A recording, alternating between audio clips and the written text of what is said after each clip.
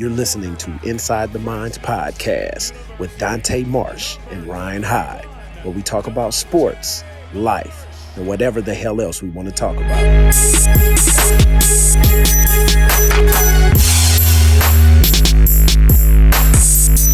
31-yard penalty to support pass interference call against the Lions this year. Nearly out of the hands, and there's Dante Marsh with the block, and it's going to be a pick six for the veteran. 29th career interception, almost on cue. 80-yard return for the 10-year veteran.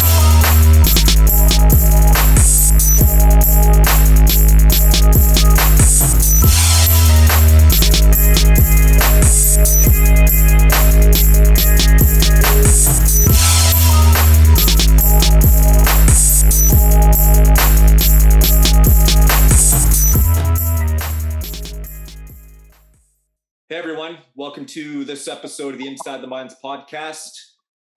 We're here tonight with my co-host Dante Marsh and myself, Ryan Heit. And we have a special guest tonight. We have Jason Heit, who is now a promoter and has a vast background in boxing, kickboxing, MMA. I do believe I saw you fight in the 1990s in the Tough Man competitions here on the island. And maybe that's where we will start, I guess, with tonight is just getting, into your early days of how you got into fighting.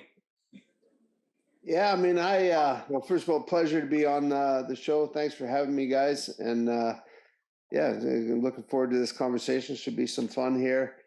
The sport for me was like, it was really a necessity. You know what I mean? I just had a ton of energy as a kid. I was an aggressive kid. I was a scrappy kid.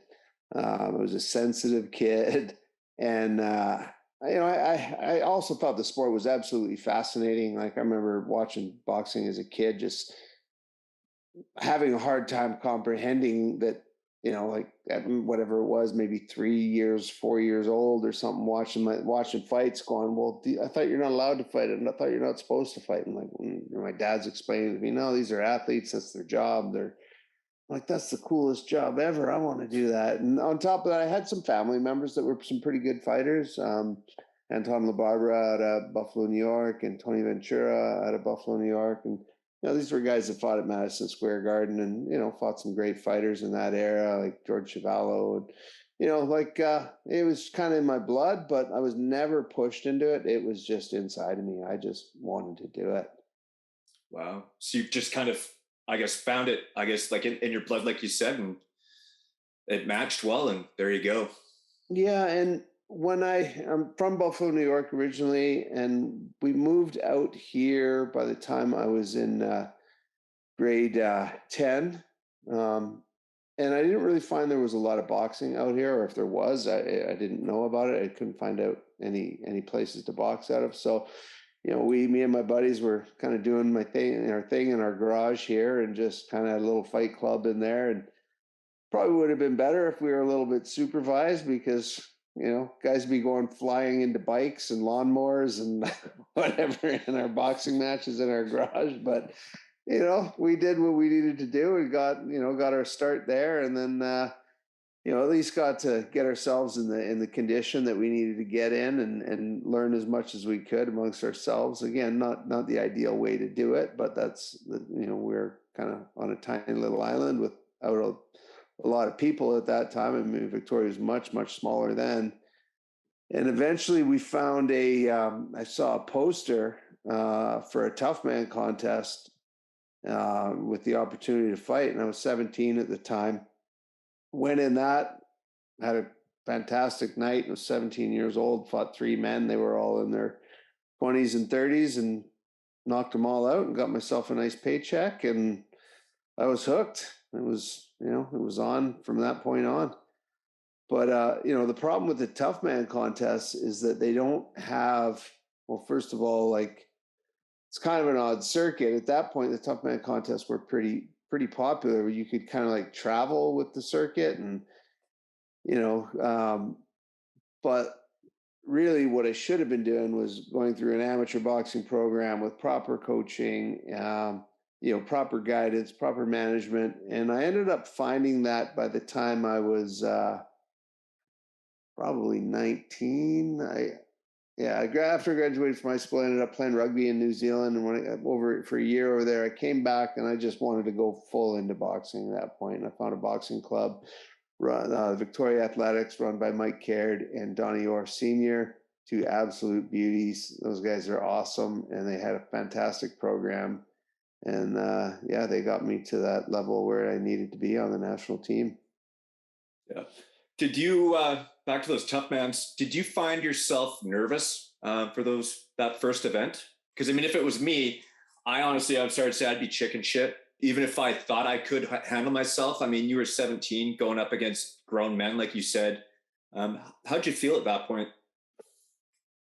Like I said, I was a really scrappy kid, and I got in a lot of fights, like a lot. So to have a referee, judges, doctor, ambulance, probably like that. I wasn't worried at all. I mean, I was like maybe overly confident, but that's kind of the beauty of youth, right? Yeah.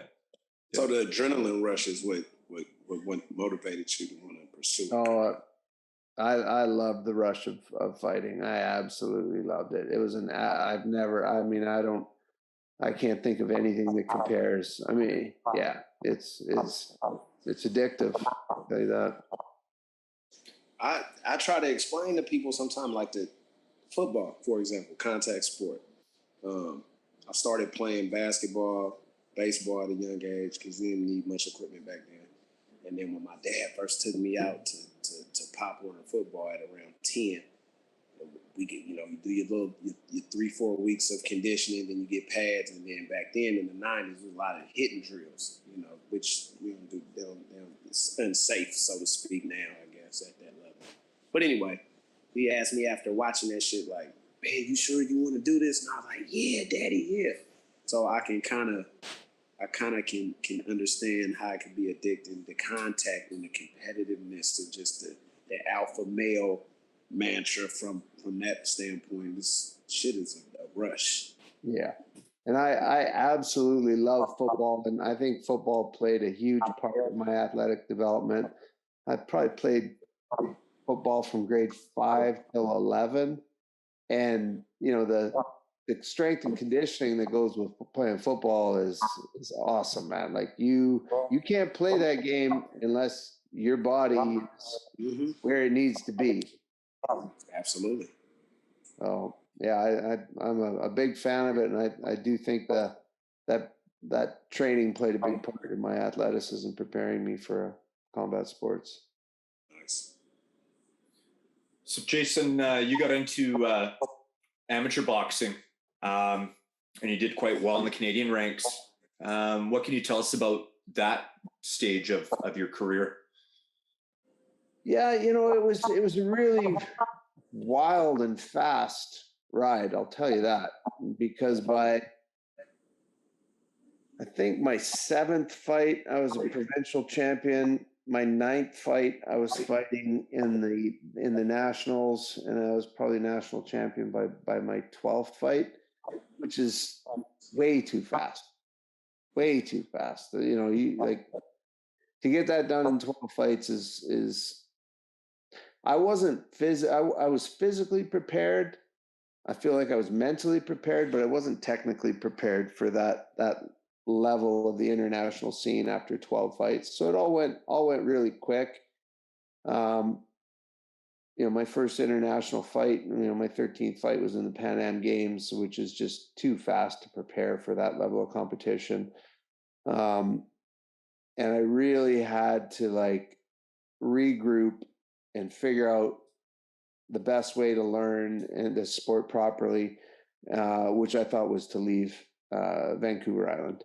So I ended up in Las Vegas, which was a really neat experience. I was down there with Donnie Lalonde and Dale Brown, and all of a sudden, we were in top rank. I was in top rank boxing and a sparring partner with James Toney. Wow. And 22 years old, and at that point he was number 2 pound for pound in the world, and really started to figure the sport out on the technical side of things. And I think I improved a lot between there and then spent time in LA and New York, and just ended up settling in LA for about 8 years. I'm kind of skipping ahead. It was kind of a weird transition, I guess, because it was, I don't feel like I was ready for it. And the gym in Victoria had closed, so it was kind of like without a gym, and like, here I am on the national team, but like I just felt like there just wasn't the support that I needed to get me, to where I needed to be. So it kind of was a bit of a weird ride for a bit there. And I just ended up kind of switching to sports a little bit, going back to some kickboxing, and then I was on the national team with that, which was a blast. Same time as Sean Tompkins, who was an absolute legend of a MMA coach. I don't know. I mean, it was, I'm trying to think how much detail to get in here about the journey. You know what I mean? There's so much to it. But I ended up fighting. I was one fight away from getting into the Olympics, which I lost to Troy Ross. He went, and Troy Ross, for you those that know, is a fantastic fighter. We fought each other twice. He won one, I won one, but the one to the Olympics was the one that counted, and that's the one that he won. I won the one that got into the Pan Am Games. He won the one that got into the Olympics. Troy went on to be a top contender and fight for the world title, and won the Contender Series and had a great career. But so I felt like after I didn't win the Olympic trials, I kind of had to regroup. I just felt like there was no support system, and there was no ability for me to continue on the rise of the boxing journey. So there was some opportunity to kickbox. I mean, we just took what we could get on the island. If you wanted to fight, you just took what you could get: boxing, kickboxing. And then this is the time before MMA was even named MMA, right? It was, we didn't even have a name. It was just people just fighting. There was no rules. There were no sanctioning. It was bare knuckle. It was just, before the sport even really took off there, So I fought in the first sanctioned event in Canada, which I believe was 95 or 96. And I had a blast doing MMA. I loved it, but I destroyed my hand. I had to have surgery after my hand, and I think I got paid like $250 or something. I mean, this doesn't make sense. I'm out for a year with surgery on my hand. Yeah. So, on to all right, well, what am I doing? Kickboxing, hard to make money in kickboxing. So I wanted to go back to boxing. And at that point, I ended up settling. Well, I went to New York for a bit, back to Buffalo, trained out of there for a bit, loved it, had a blast. But I wanted to check out LA, and I just moved to LA and settled there. And that just ended up there for 8 years, which was an incredible journey. Yeah, absolute blast out there. I loved it. Yeah. So did you like MMA more than regular boxing? I guess that depends who the opponent is. Right. I'm curious because you need much more of a skill set. I mean, you got to be highly fucking skilled to box, but MMA, you got to have a ground game, right? You got to be able to grapple, wrestling, box, and some martial arts is all mixed in here. So I was just curious to see which one. Yeah, I had trained in martial arts my entire life, and boxing was just something that I had added to my martial arts training. I was doing MMA training before it existed. I was doing karate, I was doing kickboxing, I was doing judo, and I was trying to wrestle, although the wrestling programs out here were just kind of non-existent, but I was, studying the magazines, studying the books, studying whatever I could find to make myself a better martial artist. So I was very into all the different aspects of self-defense training. And I truly love them both. They're very different. I'll tell you one thing though, like I feel like at least with MMA, you can stall things out. If you're like overwhelmed, you can stall things out by clinching and holding, and you can't really clinch in boxing, or not for very long anyway. They're going to break you up. So it's they're both punishing. I don't think one is easier than the other. But it's MMA is more punishing on the body, where the trauma is more focused on the brain in boxing. But I'll tell you one thing: after a boxing match, like you can work the next day. After an MMA fight, I don't know if you're going back to work the next day. What are your thoughts on the on this crossover stuff? Like we see some of this MMA versus boxers and stuff like that. What are your thoughts on that? I mean, first and foremost, we got to remember this is a business. This is a business. Yeah. And if it makes money and people are making money, then that's what they're going to do. I think when we see guys doing those crossovers, I mean, Conor McGregor made the most amount of money in a fight he's ever made. So yeah, I love it, and I was entertained. I watched it. I was stoked for it. I think there's obviously a limit with it, but yeah, I mean, even guys like like Anderson Silva probably made good money. Ben Askren made good money when they did it. So hey, man, like I'm just happy to see these guys getting paid, because there's been a lot of athletes that have like worked their butts off and like really, really entertained the fans, and a lot of people around them made a lot of money, but they didn't make great money, and they put their bodies on the line. So I'm happy to see guys cash in. Yeah, me too, definitely. And it's obviously about the money. I mean, that's why we have these big fights, right? So, one thing I was going to touch on too, actually, is it just seems like being on Vancouver Island that we just it's almost like we get shafted. I don't know if it's because we're at the edge of Canada. I don't know what it is, but like football, my high school didn't have a football team when I was in high school. It just seems like you hear anybody on the island to develop their career or move forward has to leave the island. And I'm not sure how we can change that, but it just seems to be that it's still that way. Well, I think the biggest obstacle that we're up against is just population density. You know what I mean? Like for me, boxing in Victoria, I had my 2 sparring partners and then some lighter guys that I could drill with. Well, I go to LA, I'm in a city with 13 million people. Right. There's no shortage of sparring partners. I could fight every other weekend. There's no shortage of people to push you. So yeah, the population density is hard, and the cost is really challenging. That's one of the biggest obstacles I find with the Island boxing team. We're trying to compete as much as we can, but every time we fly out of here, every time we hop on a ferry, get a hotel, like it adds up, man. And that's probably our biggest setback here, and that's not really going to be a easy one to fix. That's where we, if we got community support, it sure helps out. Yeah. Well, here's hoping they finally build a bridge, right? Make it a little bit easier on us, but I'm not holding my breath. No, I don't want no bridge, man. I like this place how it is. True that. The one thing I didn't know either, actually, I was doing a bit of background on you. You had trained under Royce Gracie, and I didn't know that.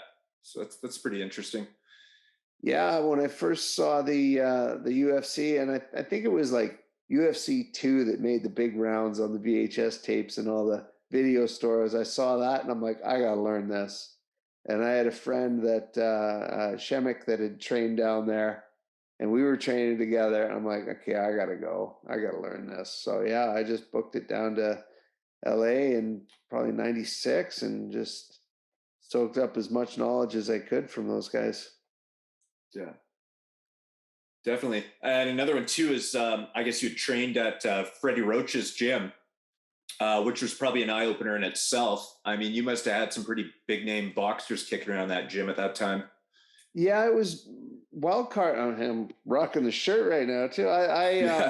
I loved it down there, man. Like what an amazing experience. Like that gym is super cool. I mean, when I first went down to LA, definitely an interesting journey because I went down there with like really with nothing, you know what I mean? And couch surfing until I could like get on my feet, got a job bouncing at an absolute hellhole where you can't even believe they would allow these bars to be open. The amount of people seriously, like shootings there, like stabbings, like,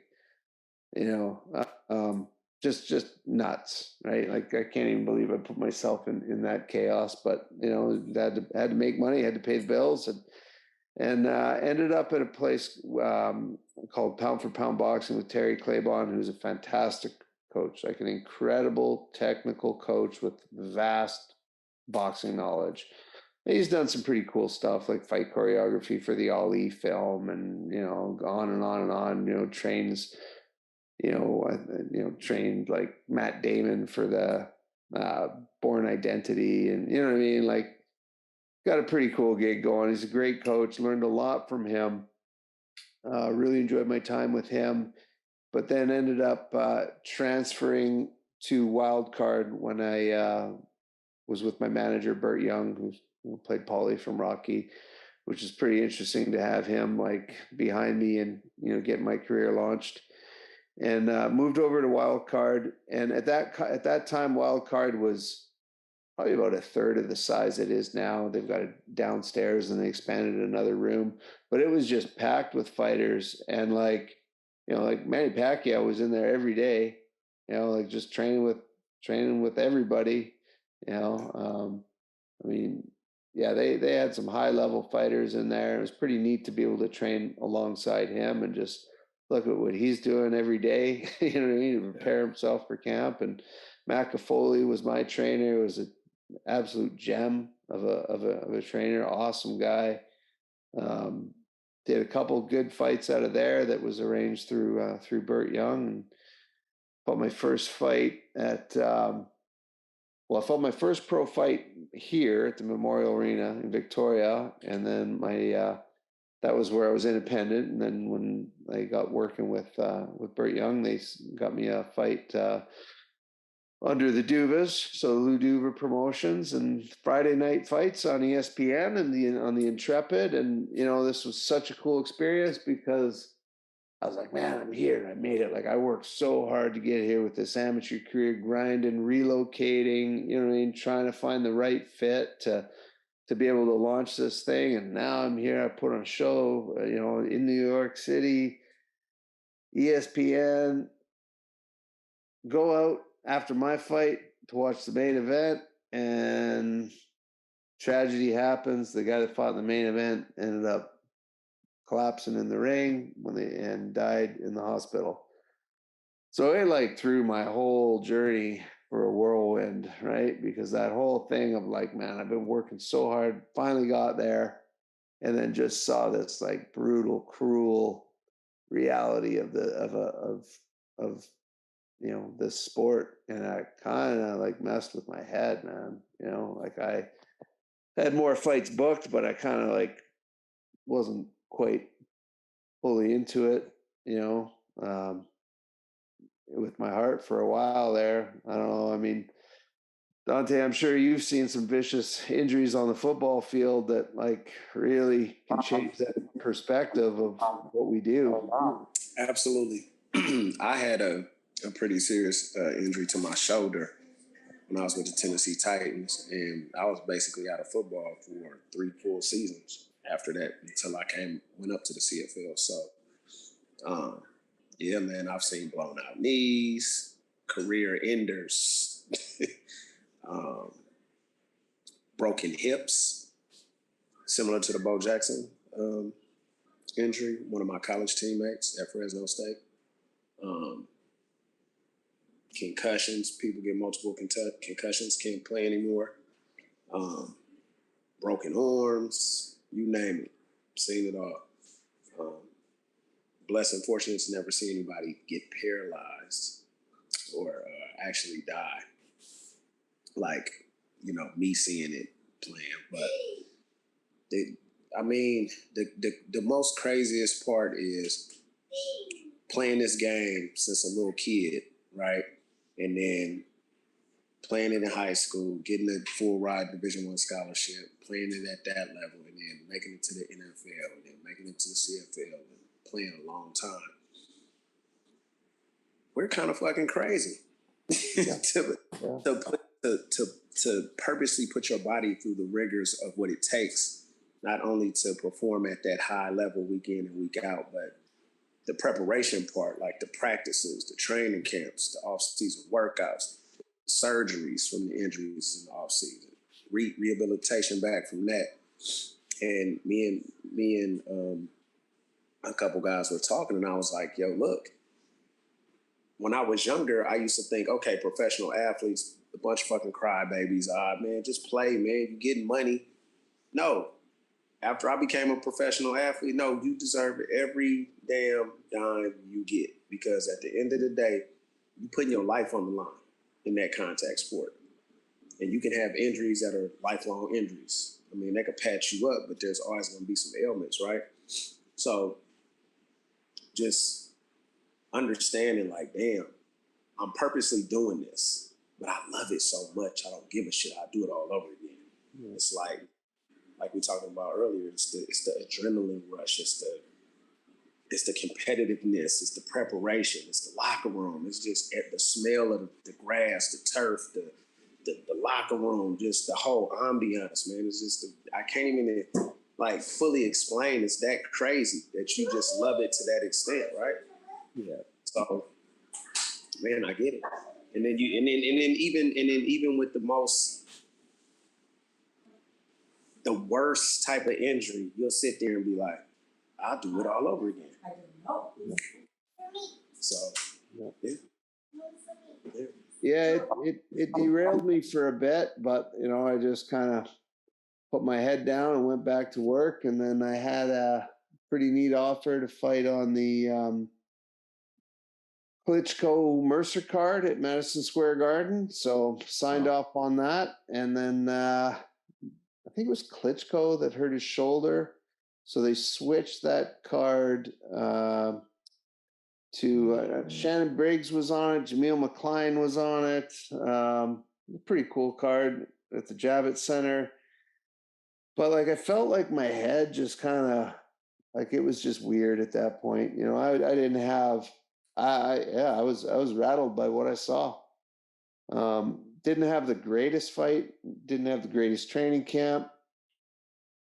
It was an uneventful fight either way. And unfortunately, it was a 4-round fight. I hate 4-round fights. They're just too short.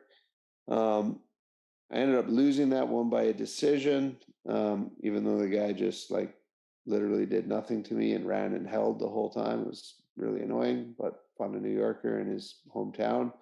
Not taking away from him his athletic ability, but it was just a completely uneventful fight with a guy that didn't want to fight, that wanted to hold and run and not really do anything. So then I was like, well, what am I doing here? Do I want to do this? Do I want to continue on this road? Do I want to subject myself to the damage of the pro fighting? I still wanted to do it, but yeah, it was tragic to watch that, man, with Beethoven Strickland or Beethoven Skull. I forget the name. It's been a long time.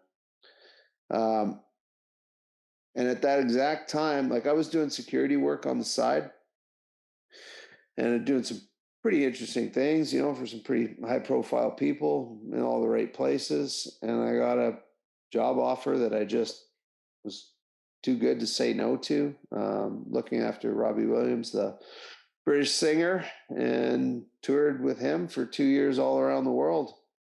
and just kind of had to take a break from boxing and had an absolute blast with that. Really, really neat experiences, that's for sure.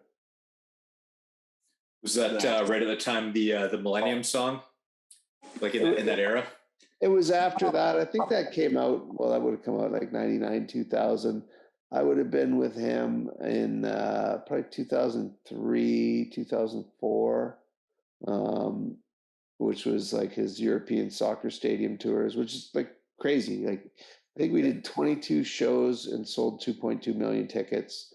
We set the record for the largest attendance in Ireland, I think at the time, which was 145,000 people, and for the concert at Nebworth, which was 3 nights in a row, 135,000 people there per night, flying in and out by helicopter. Like, yeah, it was a neat experience, man. I had a blast with it. I still love the executive protection world. It's, sometimes I'll do a little bit of work here and there, short term. If it's an interesting client and the situation is right, but nothing I can commit to. That's the big problem, is just the amount of commitment it is. Like you don't live your life, you live their life, and you're traveling all the time. Yeah. That's crazy. When you have that many people and you're in a stadium that large, how much stress does that put on you to make sure that Robbie Williams is safe? Well, we had a great team. Without a doubt, we had a great team and we had a good budget. If your team is good and your budget's good, you can nullify a lot of the problems, right? But if you're cutting corners, it gets more difficult. Really, you got your local hires to do your majority of the work. That's all supervised. You have your advanced team to make sure every situation that you're going into is secure, and then you'll have your local off-duty officers or on duty, depends, right? To kind of handle a lot of the things, and then if you do it right, you're the last line of defense, and ideally you don't have to do too much because all your prep work is taken care of the majority of it. And we had such a good team that honestly, like, it was, I won't say a breeze, but like, it was pretty good. I mean, there's definitely been some other situations that I've been in that were a little bit hairy, but as far as that one goes, it was very professional and organized, and had a fantastic team. Like, the guys I worked with they were all ex-SAS guys, fought all over the world in every war zone you can imagine as private contractors. Like, those guys were legit, man. I will say that, man. Like, those guys were legit.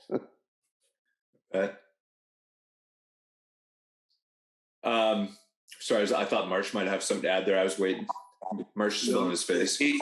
And watch kids and see my wife and all this stuff. So yeah, got to balance it all. Somebody's got to do it. So you had also worked for like Drew Barrymore, Nickolas Cage, Russell Simmons. You got to have some stories for us about one of those people. Oh, I need to hear a Nickolas Cage story. that you can share,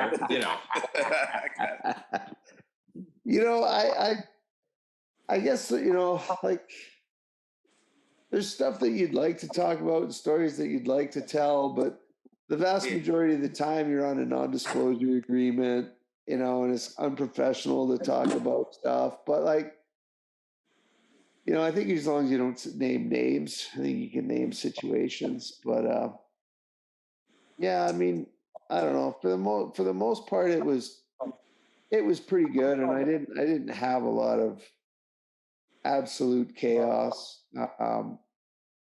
I'd say there's more chaos bouncing in LA. That's where chaos. My goodness, the stuff that like would happen in LA, it just,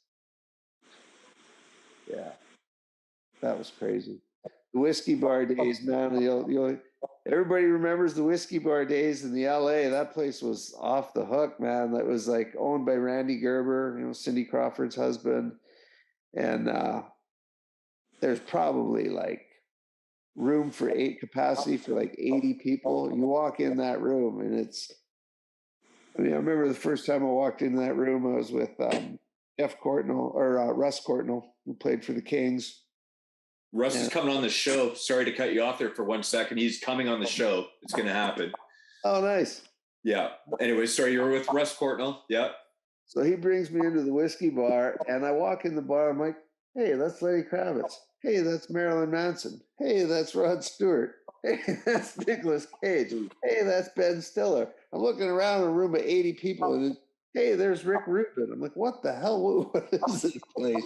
Brought me into this place is way better than the bar that I'm working at, man. I had 7 people shot the week before, man. Like, I don't want to be here. And then Russ introduces me to Duke, who is an absolute beauty. And we just hit it off. We're like, man, if you guys are ever hiring, like, please, like, let me know, because this place is so much better than where I'm working. And I just ended up working there, and that's really where I made a lot of the contacts for the executive protection. And, I had done training, got all the licenses that I could get, but like, just the networking out of that room was fantastic. Nice. That's pretty crazy. So you end up making your way back into Canada, and we're probably skipping a few years, but you get yourself involved with Island MMA. What can you tell us about that? Yeah, so I just got tired of the travel. You know what I mean? I wasn't living my life. It was an incredible 2 years, without a doubt. I mean, I saw the world, helicopters, jets, limousines, fast cars, every car you can imagine I got to drive. I met like the people I met, like, I just an incredible network from that, the people that I met, incredible experiences. But at the same time, like, I was also a dad, you know what I mean? And just wasn't spending enough time with my kids. And, that was just really difficult. So I wanted to be home in Canada, raising my kids, involved in their lives, not on the road all the time. And I just felt like it was time to leave the States. So I moved back to Canada, and then, opened up an MMA gym, because MMA was starting to take off. Opened up a gym, Island MMA. Had a great group of people that we were training, and just really got the fight team going on that. We had some great fighters. Like guys like John Alessio, 50 pro fights, 5 fights in the UFC. Guys like Tristan Connolly, did a couple fights in the UFC. So we had Carl, Derek, we had a great group of people training out of there, and started the Armageddon Fighting Championships, which is a fight promotion company that ended up being the largest MMA company in Canada at the time. We had the highest attendance and international TV deals. All around the world it was televised. Got a ton of guys their start. Guys like Robert Drysdale got his first fights in the AFC. And guys like Ryan James went on to the UFC fight in there. I'm going to leave a ton of names out, but we probably had 9 fighters, from there go into the UFC and onto the big show. So it was a pretty cool development league. So it was great to be a part of that, and great to have that ability to to grow a show, to grow a company, to build it, have it succeed. And we probably did 20 some shows. Yeah. So did that just come naturally for you to run an outfit like that, or was it more like the people around you that helped you, or did it, because I would assume that's going to take a lot of knowledge to put something like that together. Yeah, I mean, I'm a entrepreneur first and foremost, always have been. I've been involved in several businesses. I had a film production company in LA, which we worked with the U.S. Army, Department of Defense, LAPD, filming stuff with them, and I had a pretty diverse business background. Had a security company, so and like I've grown up my entire life in the fight game, so I felt like it was pretty seamless, to do it. But it's a lot of work. So I had people around me to delegate to, and had a film and television background, which comes in really handy in the fight promotion game. Had some pretty cool projects with the film stuff, man. I mean, like I had camera crews in Iraq and Afghanistan, and some pretty neat stuff with that just kind of all ties together, so it's kind of a neat background that just kind of ties it all together. And then you combine that with people that want to put the idea to just execute it, and we had a good thing. Dante and I talk a lot about on the show with different guests is transitioning from being a pro athlete into your next stage of your working career. And a lot of guys struggle. Some guys don't. Dante can speak on that one. But yeah. I think guys struggle because their identities are so intertwined with what they've been doing for their, in most of our cases, our entire lives. So at 44 years old, I started playing organized sports at 8. And I retired playing pro football at 35. So that's a large chunk of my life where I was I was actively athlete. And I think sometimes we have a tendency to identify as it's kind of like how we talked about Clark Kent and Superman. It's like we're identifying with our occupation or something that we do. So I used to always tell myself when I was in like 6th grade, junior high, high school, I'm Dante Marsh, who happens to play football, not Dante Marsh, the football player. So in the grand scheme of things, I have a bachelor's degree. I was able to go get a master's degree. I'm not, quote unquote, a dumb jock. Like, I can do so many other things I'm pretty well versed in that I've been able to do post my football career. So I think a lot of guys struggle with life after, because when you eat, sleep, and breathe this shit for over a decade, 15 years, 20 years, 30 years of your life, that's what you do. You wake up, it's like a timer. Like, I don't even have to set my alarm in the morning to get up and go to work. I'm a PE teacher, junior college football coach, adjunct professor, training business, yada, yada, yada. I'm all over the place, right? Busy. But I've been waking up and been conditioned so many years of my life, I could literally pop up at 5:30 in the morning. And I think guys need to, and remember we talked about this on the show. This is a great platform for people to see athletes outside of their comfortable environment. I mean, a lot of us can speak well. A lot of us can do multiple things other than just the sport you've seen us play. And we have, intellect, we can speak on different topics. It goes back to a few years ago when the lady that was on, I think, what was it, CNN or one of the news outlets, told LeBron to shut up and dribble. No, we're very intellectual, educated people who just happen to do, I'm just good. God bless me with some physical abilities to do this very well. But I'm still a human. I still go through the same things that the normal person go through. I still have views. I still have opinions. I still have, things that bother me, that there's things that I want to do. There's things that, like we were talking about before we start recording. the political side of it. We could delve into that. That we need platforms like this so people can see the real you, right? But I don't want to run off on a tangent.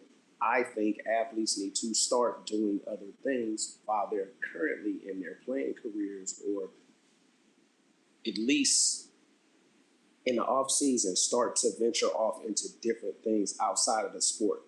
So then you don't feel trapped and kind of, helpless. Like when they tell you we done with you, or, or we're going in a different direction, or if you're a fighter, you kind of know, man, this is my last fight.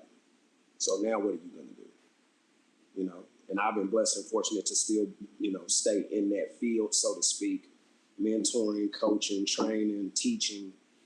It's that wheelhouse. So I think I did a pretty good job of kind of segueing from playing for so long to life after football. But yeah, there's a lot of guys who struggle. I think for me, the coaching really helped in the sense of I still have my competitive juice. They're still flowing. I'm still in the gym. I'm passing on information, guiding careers. Because to be honest, without that in my life, whether as when I was a kid, or as an adult, like without that structure, I'd be bored out of my mind. I would, man. I don't know what I'd be doing. I'd probably be drinking. I don't know. I love what I do. I love going to the gym and working with my athletes. No, I mean it fulfills that vacancy, right? I still train with my athletes as if I'm still playing. I'm working them out. I'm training them, right? So I get in there and I do that with them. So that keeps me in shape. That's my sanity off the athlete. We go to work out. That's our safe place, right? I don't care. I don't give a shit what's going on else in the world. Those 2.5 hours, 3 hours that I'm training them with those athletes, it's therapy for me too. You know what I'm saying? So at the same time, I get totally what you're saying. I still get that fix, right? I'm still around it. I'm still involved in it. I'm still giving information. And the young athletes that I'm mentoring and coaching, they're keeping me young, right? Because I was told this many, many years ago. The fountain of youth is real. It really exists. And it's keep training. Try to keep training the same way you were when you were actually playing. And you will prolong this thing we call life for as long as possible. Yeah. Definitely. Let's plug up that event that you got going on here for a brief moment. So you got Champ Promotions round 3, professional boxing, June 3rd in Victoria, the Conference Center on Douglas Street. What do you got going on? Yeah, so it's been a wild ride with the promotion. I mean, with COVID, we all had to just sit on the sideline, right? Yeah. And then coming after that, like everybody's just so motivated and so hungry, and we've got a lot of guys and girls that just really want to fight and really want to go where go as far as they can in this sport. And as far as a promotion company goes, we had an incredible support team with our boxing program with Bill Rye and Bryson Hill. Bill is one of our sponsors and partners in Champ Promotion. He runs Maxim Insurance, and they've just been so helpful to all of our boxers, and sponsoring our boxing team, and making sure we had just one of those solid community members that just wants to make sure everybody around him in his community is supported.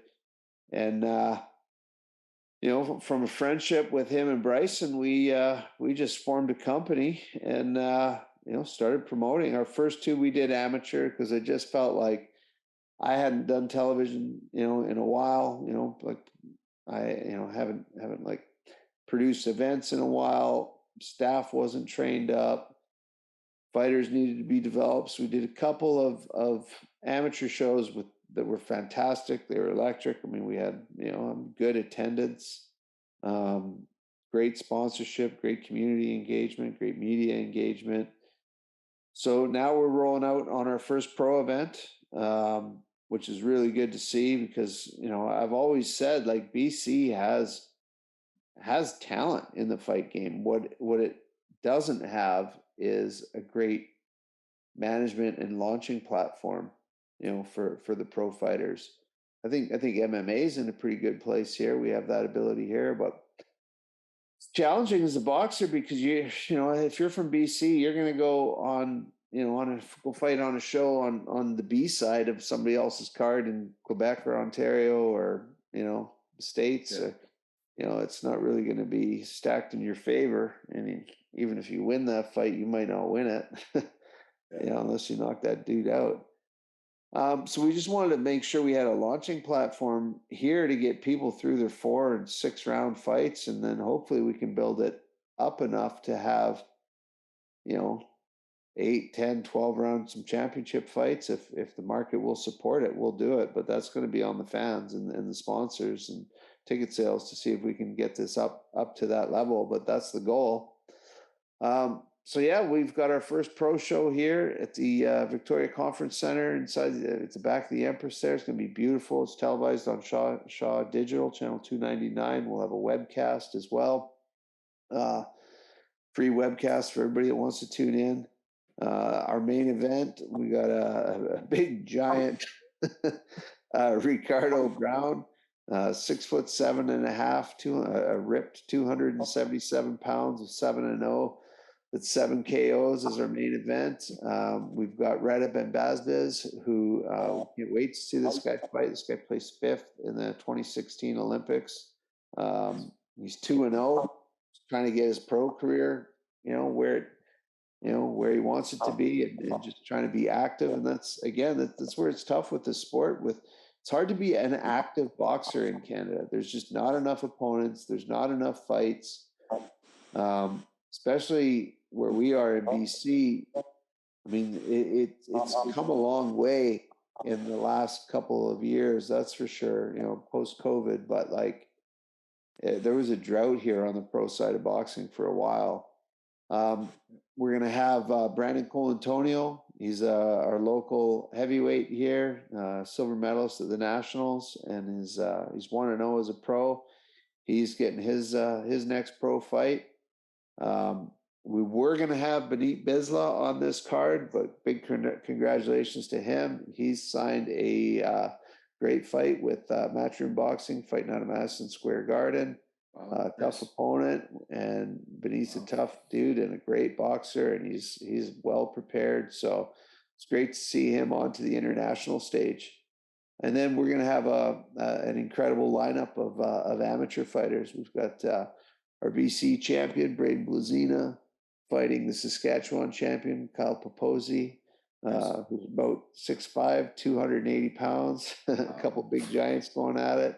Wow. And the whole rest of our competitive boxers on the island going to be fighting a bunch of guys from the mainland. So it's going to be a great show, man. We're looking forward to it. Been a lot of work to put it on and coach the fighters. Tell you that, but yeah, I'll be looking forward to that night and looking forward to some rest afterwards. I really wanted to go to the event at the Roundhouse that you did. I think, was it last year, the Roundhouse? Yeah. Yeah, just because, I mean, that building has been there forever. And I always just wanted to go inside of it, just see what it looked like inside. And I could have gone inside to watch your event. But unfortunately, my schedule got in the way. Life gets in the way as it does. And I couldn't make it down. But I'm definitely hoping that I can come down for June 3rd. Except I may be getting a new job. Might have to work Saturdays. I'm not sure yet. So we'll see what happens with that. But I definitely want to come down. Cool. Oh, yeah, it's going to be a blast. Yeah, the Roundhouse was a really neat environment. Excuse me, guys. The environment was great. That building was so loud, and the acoustics are perfect for a fight. all that sound, you just feel it, you know? Yeah. So, Yeah. It's good. So I heard there's going to be a new development down there. Is that why you're not there again? Or are you just kind of looking for a bigger location for more seats? That venue is great. Ken Mariosh, it was incredible. Bayview Properties, those guys were incredible hosts for us with that event. Yeah, it's, City of Victoria. I don't know, like beyond my control. City of Victoria has some zoning issues with my understanding with that being used for that type of a gathering. I don't know. That was on the city. So we're off to the conference center, which is a bigger venue anyway. Yeah. What kind of challenges go into putting on an event like this?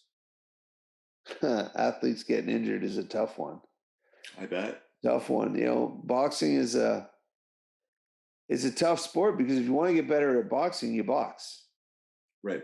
You can hit a bag, you can hit pads, you can lift weights, you can run, do the air nine, all that, but all that's going to make you, all that can make you a better athlete, but will it make you a better boxer? No, if you want to be a better boxer, you got to box. But you got to do that in a safe, controlled way with the right sparring partner, with somebody around you, a team around you that knows how to manage that, because you can easily be your own worst enemy as an athlete when you think you just need to push. And we get fortunately, like the people have to be very aware of the amount of punches and how hard the punches are that they're taking. And, you can lose guys to concussions in training. And the majority of the trauma comes from training. It doesn't come from the fight.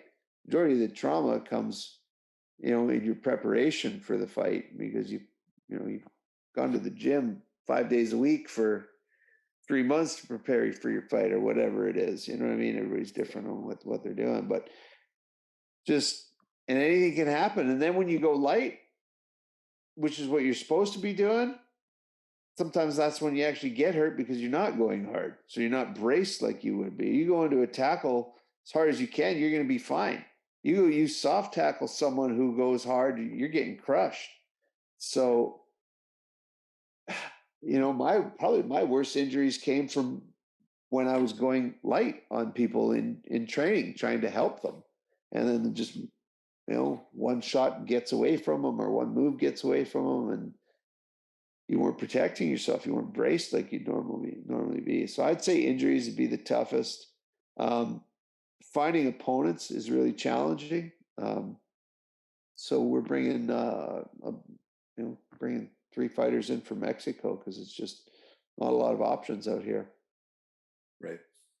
But we got a fantastic team, like the support system that we have, the people that are all helping out with Champ Promotions is awesome. Just so many wonderful people behind it, working hard on a common goal. So we're getting through all of it. Yeah. Ticket prices and where people can get tickets. Champpromotions.com is your best bet. Just go online and do it. Yeah, champpromotions.com. Tickets are starting at $50 and ringside up to $150 and VIP $200 for a catered dinner. Okay. And I did think I saw something about a live band playing as well. Yeah, got a live band to warm up the crowd and play during intermission. And, we just want everybody to have a good time and, be entertained and, just come watch the fights and have a blast. That's what it's all about. That's what I love about sports, man. Like when you're watching sports, everything else just disappears. Yeah. You're just watching the game. Like I was just at the Oilers game with my girlfriend. We went to two of the Oilers nights games, and I was just like, man, I love this environment. You got, the building is just packed, and everybody's just cheering and having a blast, and it's just electric environment. And that's what I want, man. I want people to just come have a blast and enjoy the show. I wanted to talk to you about that Oiler game really quick. I've always wanted to go to an NHL playoff game just for the atmosphere. Usually pretty intense, pretty loud, pretty crazy. So how was your experience at that game? Well, the third game was better than the fifth game. Right. Because we were there for the elimination, right? Yeah, I mean, needed better defense, needed better goaltending, and needed to not have penalties, So it was, it is what it is, right? But like, they had a great run. They're a great team. They're exciting, and the experience was awesome.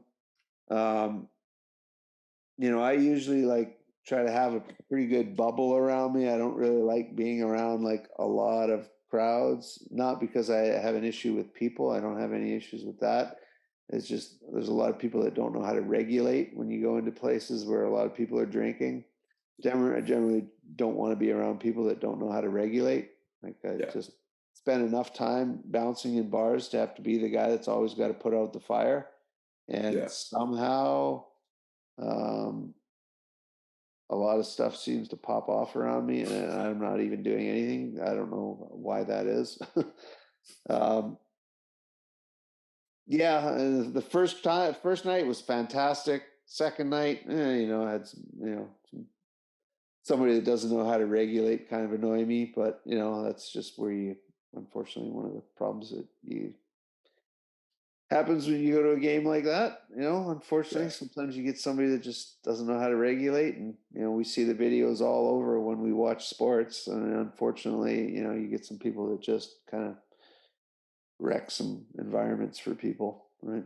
Whether it's at a nightclub or a game. And that's just goes back to one of those things of like, we were talking a little bit earlier about like just culture and politics. Like, it just blows me away, that like people don't know how to regulate alcohol and drug consumption. Like, come on, man. Like, what can we do to get that sorted out in our youth? Because like I'm so blessed with my sport that like I don't ever want to put anything into my body that's going to make me a shitty athlete. I only want to put nutrition in my body that's going to make me better, feel stronger, feel sharper. I don't want to do things that make me feel like shit. And that's one thing I love about sport. We for the majority of people have a commonality in that, but like, that's something that this culture definitely needs to figure out. Yeah. I got two things about that. I actually was just thinking about one of them today. I used to smoke cigarettes, probably from the age of like 13 until a couple years ago. I quit, and it was one of the hardest things for me to do. And I'll never smoke again because of, the memories of me struggling to quit. But I was thinking today, I was like, man, like I probably took years off my life doing that shit, and it sucks because, walking upstairs or just being out of breath all the time, or just, smelling like a fucking ashtray. It sucks. Number two, my second thought with this one, we're talking about drunkenness and kind of mayhem in large crowds. So Jason, when I met you was 2011 on the Clipper, going down to Seattle to watch the Philadelphia Eagles play the Seattle Seahawks. Sorry, I gapped on. I don't know why. I'm getting tired. Anyways, I'm wearing my Michael Vick jersey. Okay. I'm a huge Philadelphia Eagles fan. I'm in the fourth row in the end zone, and I had so much stuff thrown at me. I couldn't even get up and go to the bathroom and take a leak without being called dog killer because I'm wearing a Michael Vick jersey. Like, come on. Do you know how much Michael Vick? Maybe we shouldn't go down this road, but give the guy a break. The guy's done his time. He's donated millions upon millions of dollars, back to helping dogs. Just getting bombarded with popcorn, beer, pop, whatever. And just kind of ruin the night in a sense. Just a joke. And Marsh, I guarantee you, Marsh, you got stories about that going to your Oakland Raider games. I mean, come on. But you didn't go into Oakland wearing the other team's jersey, though, like I did. I'm from Oakland, so when you used to come into the Coliseum, and by the way, they will always be the Oakland Raiders. I don't give a fuck where they play, the moon. He always says this every time. They are the Oakland Raiders. So at the end of the day, if you're from the city of Oakland, you a Raider. It's not just the team. Like it's the city, it's the town, it's the blue collar hustler mentality, tough. I'm talking about we going back to the Black Panther Party. We talking about just the movement, the Bay Area in the sense in general. So if you from Oakland, you just a Raider. You know what I mean? So yeah, you couldn't. The opposing teams that would come to the Oakland Coliseum and play, the fans wouldn't let them use the bathroom. So you see, they pissing on themselves or they doing whatever. They would like literally. If these are the best fans ever, they will fight like for the Raiders. Like the shit is serious. It's very serious. So yeah, they couldn't use the restroom. They would like do like a human blockade in front of the bathroom. Tell them hell no, you're not coming in here to use the bathroom. That's crazy. Best fans ever though. The tailgate, the black hole, like it don't get no better. It don't get no better than that. It don't get no better than that. Crazy, man. Absolute mayhem. I've heard a lot of stories. I've seen videos. Must have been pretty amazing to be a part of that, though. Mm-hmm. Definitely. It's pretty crazy. It's an experience, and they can't replicate that in Las Vegas. No. Not a chance. Not a chance. Jason, you got anything else you want to add to the show? Just kind of curious how Dante, you've been involved in your sport for a long time. I'm curious to see how coaching has changed for you. A player to coaching, because like football, the amount of like cussing that I'm accustomed to with football and boxing, like to prepare an athlete for stress, to prepare an athlete for combat, to bring out the best. Now, there's a line between like making this person ready, and there's also like crossing over the line into abuse. But that's such a fine line of how to push someone the hardest they can, stress them, prepare them for the most stress that you can put somebody under with in a sport, and at the same time, like not have them appear that you think you're bullying them. Where do you find that line? So we've touched this issue in previously, and it's ongoing, right? Okay, society, right? I feel as though we've gotten away from the essence of what a real man is. I consider myself to be an alpha male, a real man in today's terms, and I'm pretty sure you are too. And Ryan, we think alike, right? We will be called toxic masculinity. And I don't agree with that. It's kind of like you're taking away what a man is supposed to look like and be, right? And conduct himself, right? And you're canceling it. So to your point with the coaching, I seen a shift in, I grew up getting cussed at as a little kid. Like, you know what I mean? It's just old school stuff. And it brought the best out of me. I had thicker skin.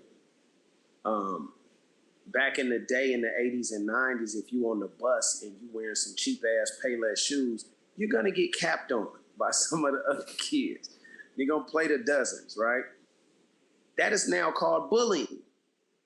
It used to be like a rites of passage. Like, okay, you know, this is how you kind of learn. You navigate socially from adolescent to teenager to young adult. You kind of like gotta go through these things, right? everything is so coddled now. So like, that's why I won't coach anything less than junior college, because I'm dealing with young men, and I can go like what it was Parcells. He said, if you want me to make the food, let me go get my own groceries. I can recruit. When you're dealing with high school athletes, you can't legally recruit. Then you always got to have a conversation with a mom or a dad. Why my son ain't there? It's a headache. Like, things have just flopped. When I was coming up, my dad never talked to a coach about no goddamn playing time. You just work hard. You want something bad enough, you got to figure out how to get within the confines of, how you're supposed to do it. You don't complain to a parent and have a parent come talk to a coach about some playing time. I just feel as though this generation we dealing with now, and just the way things are, it's a microwave society. They want instant gratification. The term work, hard work, doesn't exist no more. We're living in a Twitter era. I had a beeper, so there was no internet. There was no internet for you, so we had to hear stories, and kind of, piece things together. And we couldn't wake up on the West Coast and see what somebody in Florida or Atlanta, or anywhere on the East Coast, what they're doing, because there was no internet. So the work ethic isn't there for these young people. They have access to everything, so nobody goes outside anymore. You live in these neighborhoods. I had Oakland Parks and Recreation Centers. You know what I mean? It was a village, Kids were always outside. I can bet money in most of the neighborhoods across the country, you're not going to see that many kids actually physically being outside doing things. We were making up shit, making up games. I bet you I could jump over that puddle and you can't. There's no creativity. There's nothing. It's just, I'm gonna sit in the house. I'm gonna be glued to a phone, a laptop, or a video game. And you can't really push the young people now because of the fear of getting canceled, like you were alluding to earlier. I just feel like parents need to get back to being fucking parents and stop being friends. And it's the respect thing. Like, there's levels to this shit, and there's a village. My parents never just took my word for anything. Back when I was coming up, if Miss Johnson seen me doing some shit down the street, like throwing rocks at cars or something, she could get on my ass and then call my mama and daddy. And by the time I got home, I got it again. That was the village. You know what I mean? Now, the young people, they have zero coof. They would talk very highly disrespectful to an adult. They don't care. They don't think about the actions, and they getting it from the parents. The parents condone that shit too. So it's like, what do you do? So now you'll have a handful of these athletes, across all sports, that have some of that sense of urgency and passion and discipline to want to be great. But for the most part, it's like a lost art. And it makes it tough, to train, mentor, and develop a young athlete, because if the shit don't happen right now, they float off somewhere else. They don't have the mental fortitude and the grit and the ability to, hey man, there's no elevator to success. You got to take the stairs. And it's non-existent. Yeah, I mean, I think of if your coach has got good intentions, your coach is doing things for the right reasons, what he says is probably going to be nothing to what the fans say or what your opponents are saying. Mm-hmm. So you better figure out how to develop a thick skin and fire under stress.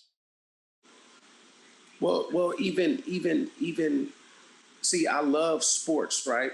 Because sports is like a great catalyst or a great training ground for life. So for me, when I was coming up, I got whoopings. My daddy. I was going to go there. Absolutely. Yeah, I got my ass whooped often because I was a pretty off the chain kid. But it prepared me for the world. You know, I feel like I'm beyond blessed and highly favored to be an African American male in this world who come from an urban area or an inner city and made it to where I made it to, right? And I think I was prepared by not being coddled and having tough love and being able to develop thick skin, you know, being talked to at a young age, you know, allowing the to come up out of me instead of being, you know, society wasn't anywhere close to what it was back then, you know. Yeah. Right is right, wrong is wrong. These are young men, and I can even go into even more depth from the psychological standpoint of it. Little boys weren't playing with dolls and shit. They weren't dressing up in girl-like clothes. It was, you know, and you know, we talk truth here on this platform. So I just feel like now things have turned upside down. Now we giving, you know, okay, for example, I use this all the time. It was 4 kids, my mom and my dad. So it was me, my 2 brothers, and my sister, older brother, older sister, and younger brother. If my dad wanted steak, green beans, and a baked potato, that's what the whole house was eating. Mm-hmm. You ate what daddy ate. There was no alternative. You either eat that shit or you go to bed hungry. Yep. That's how we used to work back in the day. And I agree with that. And I love the way I was brought up. Now, fast forward to 2023, families don't even sit at the table at dinner time no more. People just eat when they eat. And they eat what they want to eat. Young people have too many choices. I just feel like that's the problem. We have to, that's why we're the parent, we're the adults. You're not ready, Simba. You're not ready to go out on the Serengeti yet, right? I have to show you, Mufasa got to show you and prepare you for one day taking my place. But you're not ready yet. So since you're not ready yet, you're not cognitive, your cognitive ability is not there yet to make these decisions the right way. So when you can't do it as the elder, as the parent, as the leader, as the guider, I have to make those decisions for you until you're ready. Yeah. See, Marsh, this is what's up. I'm not saying it's a good thing, and I'm not saying it's a bad thing. My father's Russian, half German, and he ruled my house with an iron fist. He would say, "What do you want, son? 6 months or death? Go ahead and call the cops. I don't give a shit." And I'm just being straight up honest and truth with you. The problem is that the parents have now lost the tools. So, no, you know, I was scared shitless of my dad. I think it kept me in line. I think it kept me from doing a lot of stupid shit. Mm-hmm. That doesn't mean that I don't have trauma because of it, because I damn well do. And I'm still dealing with it. But it kept me in line to the point that I was chicken shit. I wouldn't, you know, if I got anything, I deserved it. Right. Okay. But it was, okay, so, and I agree with that. Now, when I fast forward now, my parents didn't go to college. College don't make you smarter, more or less, but I went to college. So I'm still old school in a sense. I'm a young OG. I use some of those old school values in regards to how I perceive or how I want to do things with my children, right? Yeah. However, by me going to school and studying, my undergrad is in sociology, I do understand, like, damn, we was kind of raised wrong. Like, when little boys fall down, you better not cry, you better not cry. That shit it's embedded in I don't recognize it in the frontal lobe. I don't it's not trauma that's in the front, but when I sit back and I think, like, damn, it's okay to be emotional sometime as a human and cry, even though you're a man. But growing up in that environment, in that neighborhood, in the inner city, you couldn't be that way. Nope. Because of the environment, right? And I'm so thankful that I was raised that way, because it made me who I am, right? So for me, I think the way society has gotten now, it's like they're encouraging the bullshit because they're giving themselves job opportunities later on in life. Follow me. If we step in and we start saying, oh, well, you shouldn't chastise your kids and you should talk to them. And yes, you should talk to them. But also, once again, what I just talked about a couple minutes ago, I'm the parent. I run the show. I pay for the roof over your head. I brought you into this world. It is my duty to make sure you're ready to go out into the real world. My dad used to tell me, I'm going to whoop your ass before the police whoop your ass. True story.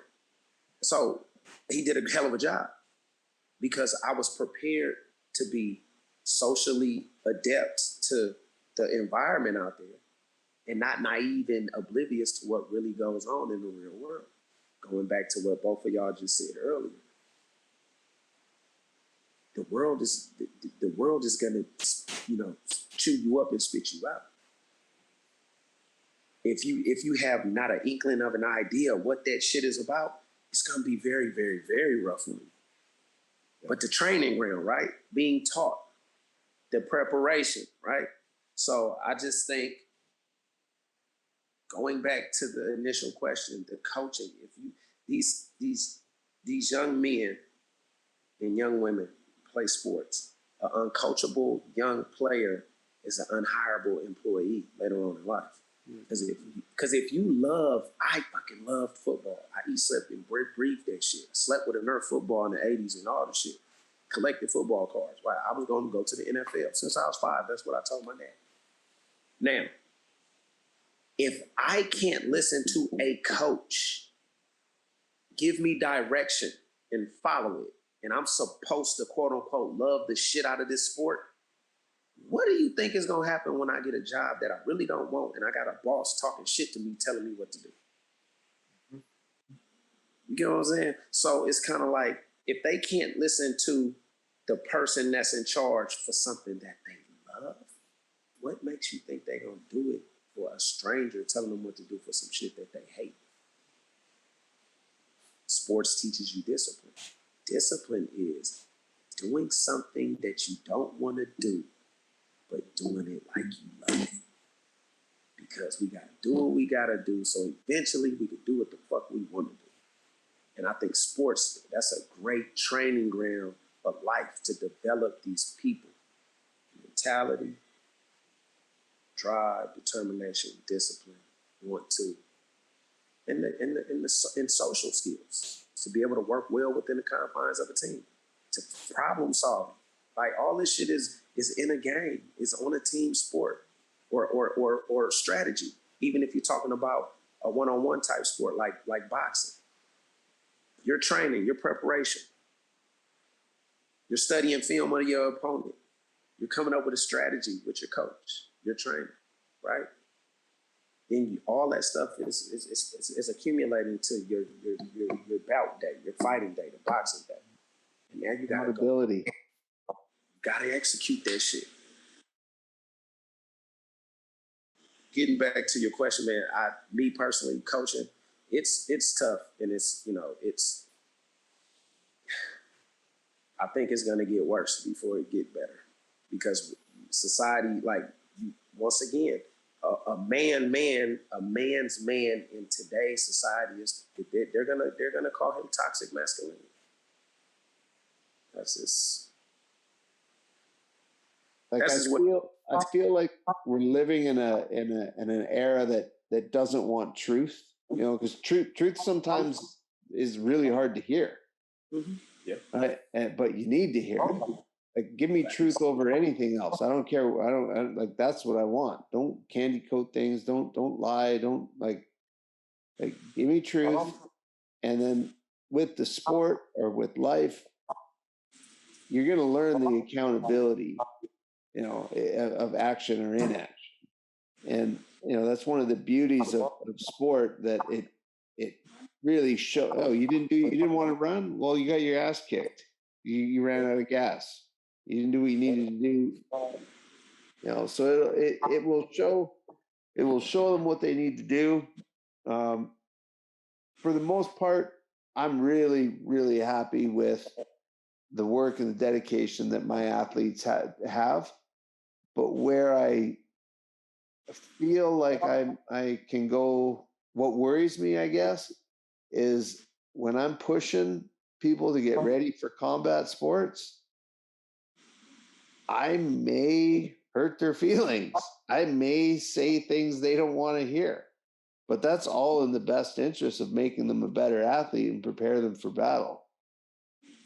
Well, that's kind of the fine line that I'm trying to, walk, push them as hard as possible without like offending. But I mean, so here's the difference. I tell people all the time, a rat can never teach an eagle how to fly. That's science, that's proven. Okay. I've been in turbulence. When you talk about football, Division I, major college football, and NFL, CFL, the highest of the high, right? So it's kind of like, and in your sport, you've been there. So if I am an aspiring fighter, I should listen to every fucking thing you say because you've been where I aspire to go one day. So it should never, I can't worry about feelings being hurt. I'd rather be told the ugly truth than a beautiful lie 20 times, twice every damn day, all day, every day, and twice on Sunday. Give me the ugly truth over a beautiful lie because that's going to get me better. It's the same thing I tell young people. Your friends, your real friends will never cheerlead your bullshit. Your real friends are going to tell you, yo, that's some dumb shit you doing. Don't do that.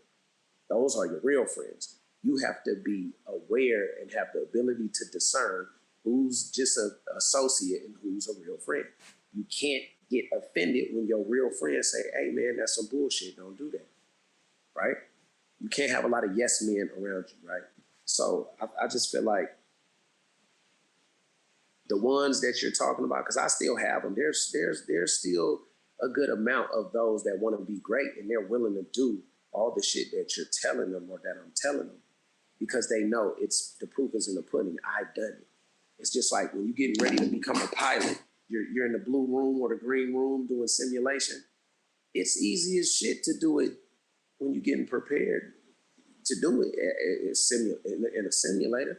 But when you're actually on a real airplane with 200 real life passengers and you get up in the air and you actually go through turbulence, you might freeze up. So that's why a person like yourself, a person like myself, I've been through all the turbulence. I've overcome the turbulence. I've been there. I know what it's like. So the shit that I'm telling you is proven. So you either gonna take it and prosper, or you gonna bitch up and you're not gonna get where you're trying to go. That's where we need to get back to. So I preface everything, and I train kids as young as 7. So there's different ways to communicate. Obviously, you can't talk to a 7-year-old the same way you could talk to an 18-year-old. But that's the same premise when I'm talking to the parents of my young athletes that I train. And that's why they come to me. They know they're going to get that real. And I talk to them too. It's not just, okay, we're doing physical activity. Listen, I want to know what the psyche like because I need to know how to poke and pry each and every individual because everybody's different. And our job is to get the best, extract the best out of them because a teacher or a coach is simply someone who's taken somebody somewhere they can't take themselves. So I'm with you, and I say keep being you and doing what you need to do because if they can't take it, then it's not meant for them anyway. They're not gonna survive in that business, And it's the same thing in football. It takes up. It's like a 1 percentile that make it to that level. You have to be crazy in a good way, like obsessed with your objective to get there. Yeah. And a lot of people can't grasp that concept. So it don't matter. Hey, that fucking sucks. Do it again. You want to be good or you want to be great? Just leave it at that. Let them choose. But I don't deviate from the hardcore training and coaching because they need it.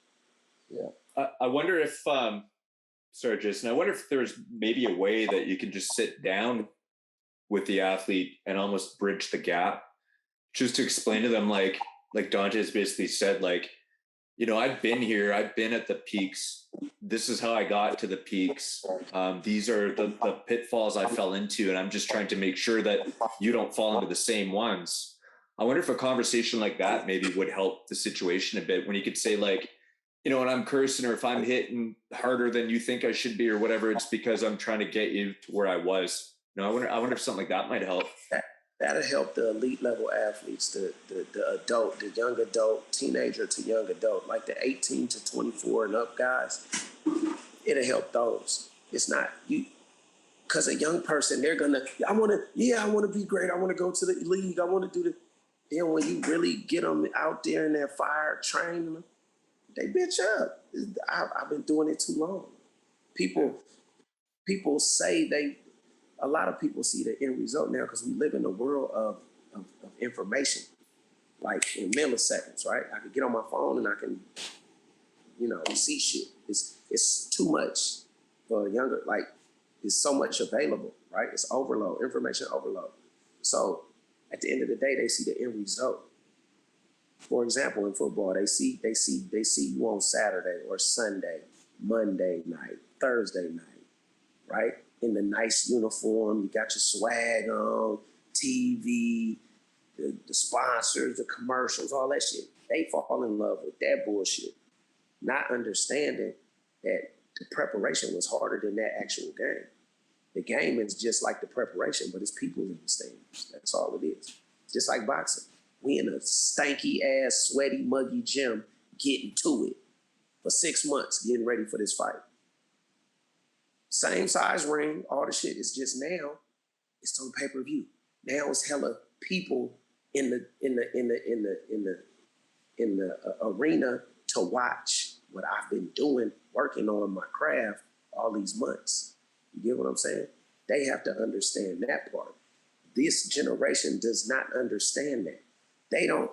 Prime example, if you go play catch with a football with a kid right now, I'll bet you $1 million they're going to start doing this Odell Beckham one-hand catch shit, and they haven't even mastered to catch the ball with 2 hands. They skip all the shit they're supposed to do to go to the highlight shit. I say all that to say they don't want to put in the grimy work it takes to be great. You can't just skip levels. This ain't a damn video game. You got to, it's like this. It's ebb and flow. Peaks and valleys, stop signs, flat tires, U-turns. You know what I mean? And they don't understand it. And I don't understand, a young person should never not be successful in this generation because you have so many more resources than we ever had. But you lack our work ethic. You lack our grit. You lack our drive. You lack our determination. Lazy is a big thing right now. And all they have to do is just work. You have too many resources. Way too many. Get on fucking YouTube and teach yourself how to do a lot of shit, man. So there should be no excuse, but they're so lazy because it's information overload. They have too much, too soon, too quickly. So in their mind, they're entitled. It's entitlement. But that conversation, you can't have it. You sit down and have it with your upper echelon athletes. The older ones, and I think they'll understand. You got to tell them, hey, I'm gonna just be honest with you. There's levels to this shit. You want to be decent, good, or great.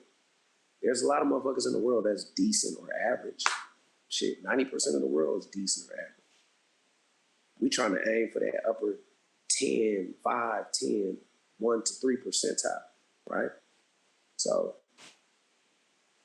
it's hard for a young person to grasp the concept of that work because a lot of them think they've been putting in work. They have not been putting in work. That's why I love the heart rate monitor when people do their cardio. I want to look at it. Let's see where what heart rate zone you're in. Oh, you're at 140 beats per minute. You think you're working hard? No, you're not working hard. 180, 190. All right, now you're working 200. Yeah. You're ready to fight now. Fast. Yep. So I mean, I think that's the missing piece right now when we're talking about generation. it's nobody want to work, man. They just want to be. You know what I'm saying? They don't want to work. I gotta say, like, I am impressed with the work ethic of the people that come into my gym and what they do. But I just feel culturally, I don't know how we're going to compete with. I mean, you look at like the guys from Dagestan are doing an MMA. How are you going to compete with a guy at country who has national mandatory military service, and in their military service they have an MMA program where they are recruiting from an entire country that's grown up doing sambo? Like, how do you compete against a culture that doesn't drink, doesn't go to bars, you know what I mean? Like, and are one generation away from a war, from a war? How are we gonna compete on that? We're gonna have our outliers that are just, our NCAA wrestlers that are Div 1 wrestlers that are just grinding, our guys that are, but like on the numbers, I don't know. I wonder where we're going to be at athletically if we continue to go down a road of just really softening our culture. And even scarier is, if we ever go to war, if we get into war where we got to send our troops out onto the battlefield in masses. I was going to say, you get guys like you two who can pass down your wealth of knowledge down to the younger generation. Well, what is this generation or the next two generations going to have? They're going to have, what you guys are trying to pass down to right now. There's going to be nothing left. There's not going to be any teachers left because it's just going to be a bunch of crying little adults, I mean, I think it's by design, culturally, politically. I think they're trying to do everything they can to divide us in every way possible and make us weaker. Yeah, make us weaker, make us sicker, make us fatter, make us argue with each other over everything possible. Meanwhile, the Charter of Rights or constitutions just get annihilated. Facts. And I mean, I think you touched on it earlier. In society now, wrong is now right and right is now wrong. When you talk about truth, we don't want to hear that. We're gonna, this cancel culture. Oh, you're a bad person. You shouldn't say that. That's politically incorrect. No, it's the fucking truth. Why? If we in this country, we supposed to have freedom of speech, which that shit been thrown out the window. I mean, they're showing full porn on Instagram and Twitter, but if you say a certain cuss word or some shit, they will flag your comment and all type of. It's just ass backwards. It makes no sense. So once again, we have to get back to the true essence of what life in general is. It's about hard work, the things that you want to attain, having the ability to stand for things without being vilified. It's not, a person telling the truth, that's not hate speech. Yeah, it's not. I'm not speaking. I'm not threatening anyone. I'm not provoking anyone. I'm just saying my opinion on what my belief is, right? That has somehow turned in, he's hate speech and cancel him and censor him. Like, this shit is just, it's like you said, it's by design. So it makes our society weaker. It makes our citizens weaker. It makes the culture weaker. So, it's like, I call it the participation trophy syndrome. Yeah. Everybody, it's all for no, it's not. It's about, life is about winning and fucking losing. I can't lose. I just can't. If I lose, I'm homeless. It's crazy, like how I'm thinking like this, but that's just me. I kind of look at my life like I have to be successful because I don't have it's like the circus, the people on the trapeze, they got a net. So if they fall, if they flip off and they miss they miss the grab by their partner, they fall, they bounce up on it. You know what I mean? I live my life like it's no net. If I fall, it's over with. You know what I mean? So I can't lose, and I think those are is a great mentality. That's a great mentality to have, and I think the younger generation has kind of deviated from that. It's kind of like the participation trophy thing. Well, okay, no, everybody gets a trophy because you were on the team. You might not have played or you didn't win, but we're gonna still give you a trophy. I don't agree with that shit. Well, one of the things I really love about sport is that we don't have that division in it, or at least I don't see it. Like, you look at an NFL football team and look at the diversity of the guys on the team. You guys have guys from every spirituality, every neighborhood. You can divide that team in as many ways that you could label that as possible. None of those players give a fuck about that. They're all working to unite and to win and to be the best players they can be. And that's one of those magic moments where, like, all this bullshit that comes at us, that divides us, that is all for political and power gain. It's just all gone for that moment. And that's one of my favorite parts about sport, man. All that bullshit, nobody gives a fuck. The only thing I'm going, hey, all right, I'm putting him as a DB. You're a DB. You're a receiver. Okay, you're an offensive lineman. Maybe there's some. Okay, I'm putting the Samoan on the line. You know what I mean? Like, maybe there's some. That's the only. It's just everybody just wants to win, man. That's it. Like, we're all just working for a united goal. Like, nobody gives a fuck about all the other bullshit that goes on in life. For that one moment in time, it's just beautiful, man. Yeah, that's like the ultimate.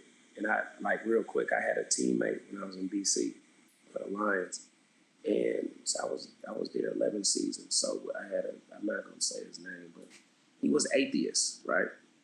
Now I'm not perfect, but I identify as Christian. So we used to do Bible study on Tuesdays after practice, and our chaplain used to bring in chicken, Kentucky Fried Chicken, and stuff like that. So it's right after practice. Motherfuckers is hungry, right? So a lot of the guys would just come in, grab some of the chicken, and leave. Well, one of my teammates played offensive line for us. He was atheist. And I bullshit you not, after about 3 seasons, he kind of like he started believing in God and everything.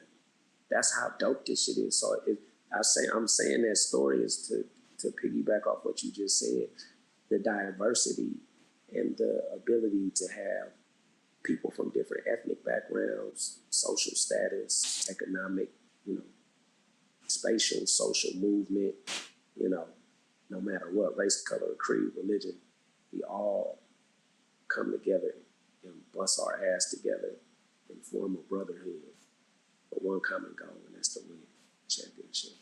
And outside of us playing, but hanging around each other, that shit rubbing off in a positive way, because there is a Most High.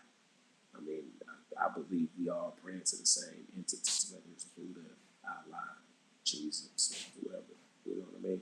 But he started coming with an open mind, and he became a believer, which is some dope shit.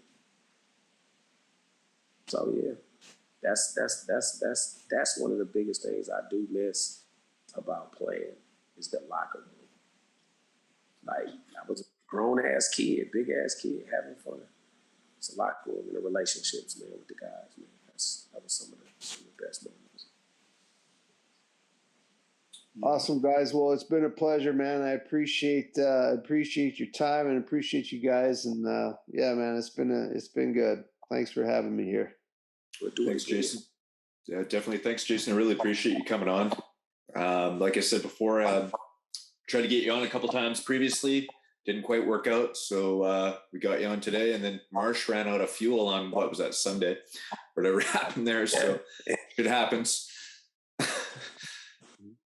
Oh, that was terrible. I had to push the car a little ways to the gas. Got to learn the hard way to remember to check that fuel gauge.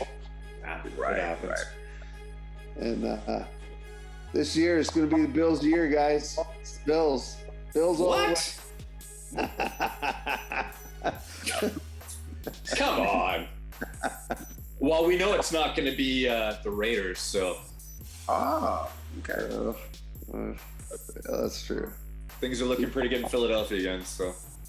Well, maybe we'll regroup in November and just see kind of how things are playing out. We will. That silver and black gonna be representing the AFC, not the Buffalo Bills. All right, boys. Thanks a lot. I got to go pack my hockey bag. I'm playing goal in the morning in Parksville, so. Oh, nice. It's gonna be fun. Go spend some time with the boys and forget about life for a while, right? So. Yeah, definitely. Enjoy. All right, guys. Take care. Been a pleasure. Likewise. Thanks, Jason. Thank you for joining us on this episode of Inside the Minds podcast with Dante Marsh and Ryan Heit. Check out our Facebook, YouTube, and Twitter accounts to see our upcoming show announcements, links to our previous shows, and sound bites. And don't forget to hit that follow button while you're there. Hey, this is Logan Bandy. Hi, this is Zane Frazier. This is Art Jimerson. Chris Rainey. This is Boots Electric, and thank you for joining me on my special guest spot on Inside the Minds podcast, where everybody wants to be if they're smart. Good field position start, play action. Burr's going to load it up, but he's short on the throw. Intercepted. Dante Marsh has his 30th career interception and a good return back into Ottawa territory. Well, the usually strong-armed Henry Burris comes up short.